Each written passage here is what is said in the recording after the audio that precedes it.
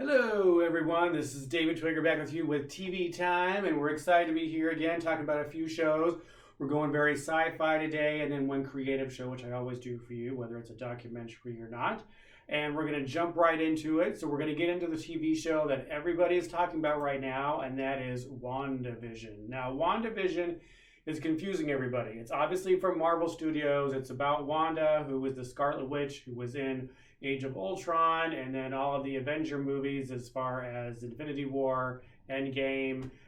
Super powerful. She's got a long history in the X-Men and the comic books and things like that. So, if you know Marvel, you're looking for this, the first couple episodes would confuse you because it looked like this. They were in Dick Van Dyke, and then I think the other show, maybe I Love Lucy, then they jumped into the Brady Bunch, and they've gone through decades as far as how the show looked. And it's very cutesy, the first episode, and you're kind of interested in, like, what's going on? This isn't what I expected. It's supposed to be about Marvel and the Avengers. Well, have no fear. As they go through the decades, and they have different pieces and different shots and stuff like this from different TV shows, they are getting somewhere. And if you are a true Marvel person, you are finding Easter eggs, and you were finding out the last couple episodes have people freaking out. I was sitting on the couch like, did you see that? Do you know what's going on? Do you know what that means? And of course, my husband's like, what? So you just think it's a cute show. But it is getting somewhere for sure. They are going back. It's a Halloween episode, and they are in their classic original costumes, which is really, really cool. Vision is actually her husband, and they're trying to figure out what's going on. I'm not going to ruin it for you, but seriously, there are some serious kick-ass things going on. So definitely keep watching. It is worth it. If you are a Marvel person, you go online and look at the backstories of all the things that's going on behind the scenes, and it is crazy, crazy fun. So definitely worth it. It's on Disney Plus, so it's worth that shot as well. Check it out. We'll be talking more about it, I'm sure, but it is going to get good. So we're in a sci-fi mood, so I thought I'd throw a show at you that's out for now for a couple of seasons, and it's really, truly affecting myself, and that is Star Trek Discovery. Now, if you're not a Star Trek person, just hold on. Don't turn this off. You're going to like this show. If you're a Star Trek person, yes, I know in the beginning people were like, what? They can't possibly have this technology. There were some things going on. And I know I talked about this once in the early on in the TV times, but we're going to talk about this again because it's worth it. With everything going on in the country and everything's going on, we all have some hope. We all want to see each other again and get along. And this is a very ensemble cast.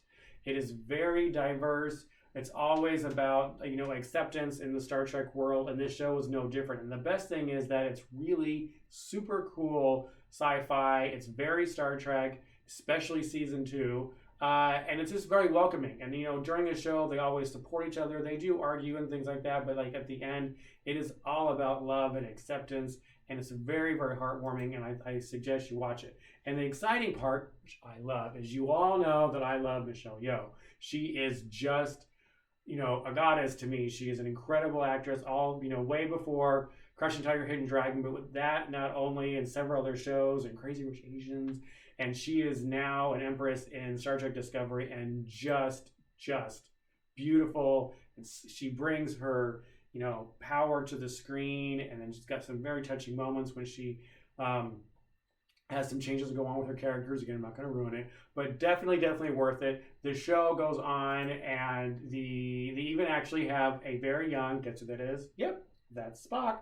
Very young Spock, which is kind of cool. At first, I was like, oh, what are you going to do? They always bring Spock into it. But it works out as far as answering some questions that you never really thought of from the earlier episodes, TV shows, and movies. So it's worth the watch. Season 1 is good. The lead character, she whines every once in a while. But season 2, I'm just enjoying it. It is amazing. So if you can find Star Trek Discovery, it's on regular TV. We watch it on Amazon Prime. But it is worth it. So make sure you check it out. And of course, the ship, which is Discovery itself, is pretty cool. It's the controversy because some of the Star Trek people like it shouldn't have the technology that it does, with kind of at the end and the beginning of season 2, they explain how that technology is there.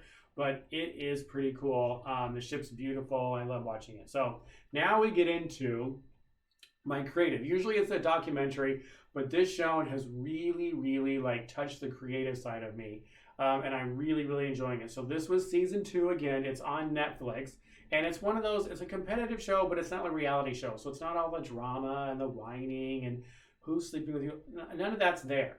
You know, it's like Face Off. It's really about the craft, and the craft is glass making. And they're in this hot shop, and they do some amazing, amazing things. And season 2 is just so incredible. The things that they do with like the flames and the different pieces of wood and this dried up newspaper and stuff, the way they manipulate the glass is really incredible. It's thrilling to watch. And the show, again, is really about just the creativity. It's about the art form and all the hard work that they put into this. And it's just amazing that they can do with glass. The one guy in the season 2 does what they call a French pole, which is just insane. It looks like plastic. And he wraps it around this little piece of glass, and it's just an incredible thing. And then I do, because you know I'm a softie, get all verklempt when they go through, and the picture's not here, I can't believe it. But they go through, and at the end of each show, obviously after all the contestants make their items, they do what they call the presentation, and it's called Presents.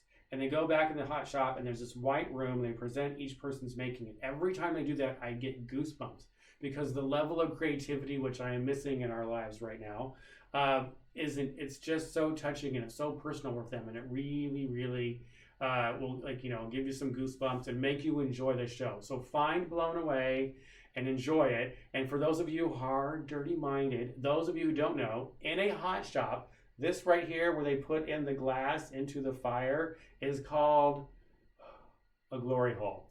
Don't snicker, don't laugh. It's just what they call it. So obviously, you know, when we first started watching it, every time I said it, I look over and I'm like, But anyways, get past that, watch it. It's incredible. It's worth it. And look it up. So again, it's called Blown Away. Thanks for joining. I would love my TV time. You'll see more episodes coming up. If you enjoy it, check out the Vermilion Events and David Twigger YouTube page, because they're all there with a bunch of other fun videos that we're doing.